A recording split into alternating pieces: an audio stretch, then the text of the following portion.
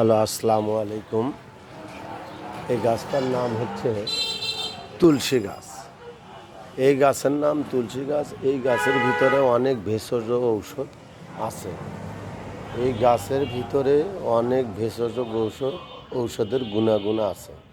তো এটা ছোট বাচ্চা থেকে শুরু করে বৃদ্ধ লোক পর্যন্ত যদি তাদের শ্বাসকষ্ট, কাশের সমস্যা, বুক জাম মারা হয়, তাহলে এখান থেকে এক মুঠ পরিমাণ পাতা ছুটায় নেবেন।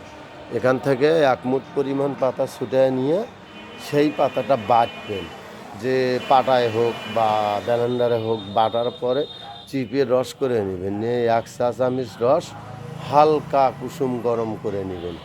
নিয়ে বাস সকালে আর রাত্রে খাবেন। ইনশাল্লাহ 7 দিন খেলেই ভালো হবে, মানে 3 দিনেই উপকার পেয়ে যাবেন। এই গাছের নাম তুলসী গাছ। তো যদি ভিডিওটা ভালো লাগে অবশ্যই লাইক, কমেন্ট, শেয়ার করবেন।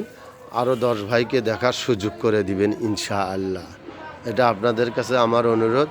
ভিডিওগুলো আপনাদের সাথে করানো, আপনাদের ভালোবাসায় করানো, আপনাদের এক ভালোবাসা পাইলে তাহলে আরও অনেক ভিডিও এরকম বিভিন্ন গাছের ঔষধি গুণাগুণ নিয়ে আসবো।